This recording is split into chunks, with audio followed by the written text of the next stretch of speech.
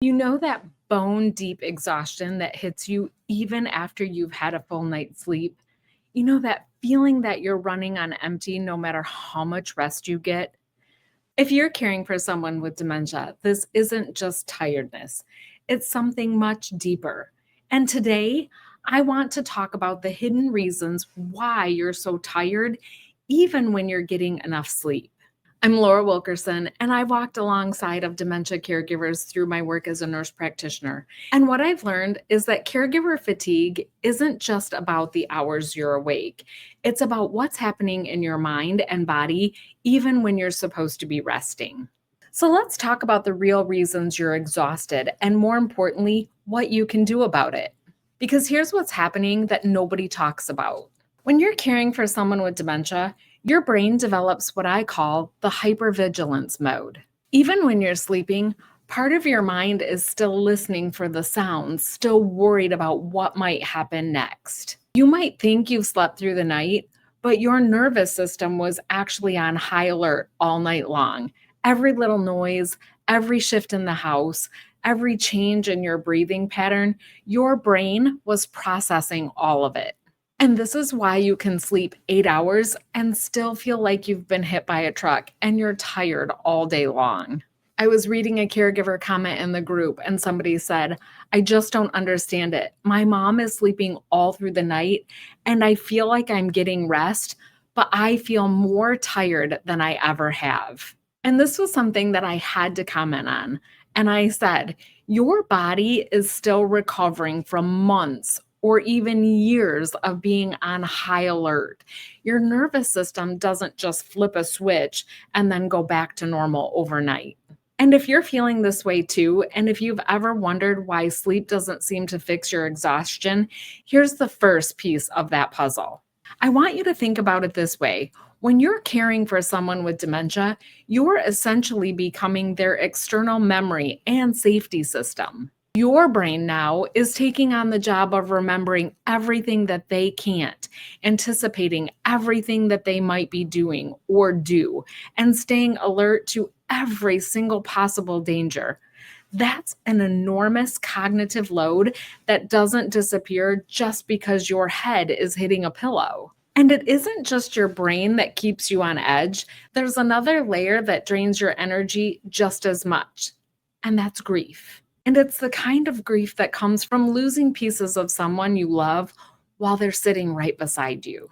And here's something that I think is underestimated by most caregivers. You are grieving someone who's still alive, and that grief is exhausting in ways that go far beyond just physical tiredness. See, every day you're processing small losses. The way that they used to laugh at your jokes, how they used to remember your birthday without being reminded. And then there's the conversations you used to have that now feel impossible. This grief doesn't follow a schedule. It hits you at random moments and steals your energy that you didn't even know you had. I remember working with a wife whose husband had been diagnosed years earlier, and she said, Laura, I feel so guilty for being tired all the time because he's the one who's sick. And I told her what I'm telling you now. Recognizing that you're grieving or that you're tired doesn't make you selfish, it makes you human. And this grief compounds with everything else that you're managing. You're not just tired from the physical task of caregiving, you're emotionally exhausted from constantly adapting to someone who's changing every single day, from having the same conversation 15 times a day, and from watching someone that you love disappear piece by piece. And that emotional labor is real work. And it's depleting your energy reserves in ways that you might not even realize. And so now you've got this brain that never actually gets to power down, and a heart that's carrying this huge grief every single day. And add that to what stress does to your body, and suddenly it makes perfect sense why you don't feel rested every single day. And I want to be real about what chronic stress does to our bodies. When you're in caregiving mode day after day, your body produces stress hormones like cortisol almost constantly. And those elevated cortisol levels disrupt your sleep cycles. Even when you think that you're sleeping well, it affects your digestion, your immune system, your ability to think clearly, and your body goes into working overtime just to keep you functioning day to day, which is why you feel tired even when nothing is physically demanding. I've worked with caregivers who get 7 or 8 hours of sleep, but still feel so exhausted. And when we dig deeper, we find that their sleep quality isn't terrible. They're not getting into those deep restorative sleep phases because their stress hormones won't let them fully relax. And here's what I need you to know, and I need you to understand. Your body needs permission to come down from that high alert. And for you, this might look like creating a bedtime routine that actually signals to your nervous system that it's safe for you to actually rest. You don't need to be at that heightened level anymore. It might mean asking for help so that you can have one night a week where you're not the person who's on duty. And because most caregivers don't think about it, beyond the physical stress, there's another hidden drain that most caregivers don't think about on a daily basis, but it's really quite exhausting. And that's the shift in who you are and the way that caregiving has slowly shifted and reshaped your identity. And this is the piece that I think catches most caregivers off guard.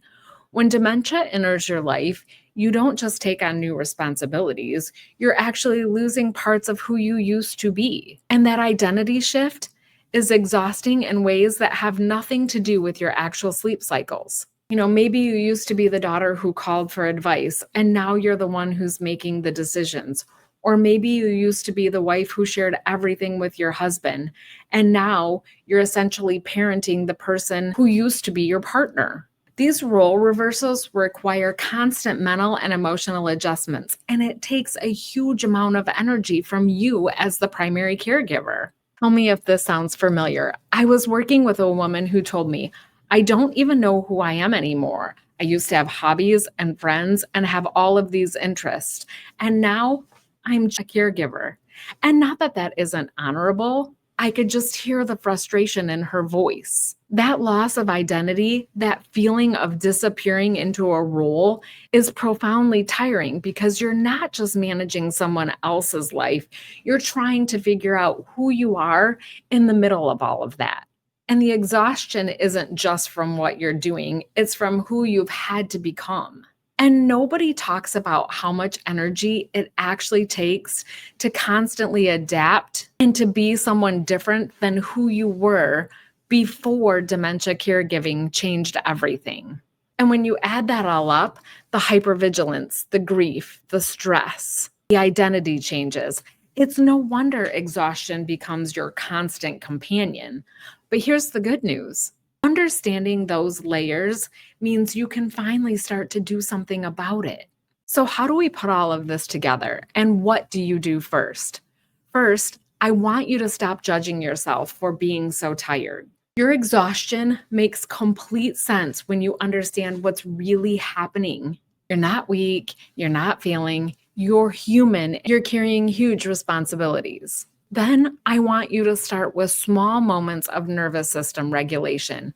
This might be 5 minutes of deep breathing work before you go to bed, or a short walk outside, or marching in place if you can't leave your person alone. Your body needs a signal that it's okay to come down from that high alert, even if it's just briefly.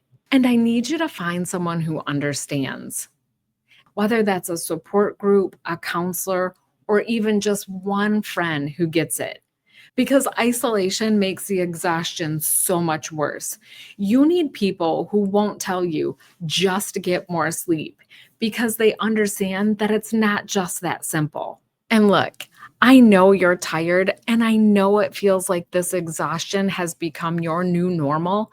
Understanding that you're not just tired from lack of sleep, you're tired from carrying the weight of love, loss, and constant vigilance. And I do not want you to fall into the system gaps. And that's why I'm here today and giving you permission to let yourself come down from that high alert. And you deserve support that goes deeper than just telling you to rest more. You deserve to understand what's really happening to you too, so that you can start taking care of yourself with the same compassion and grace that you care for your loved one. And if you know someone who could use this message, I want you to tag them in it. I want you to share this out because the more we know, the better we become. And until next week, I'll be here sharing for you as you're caring for them. See you next week.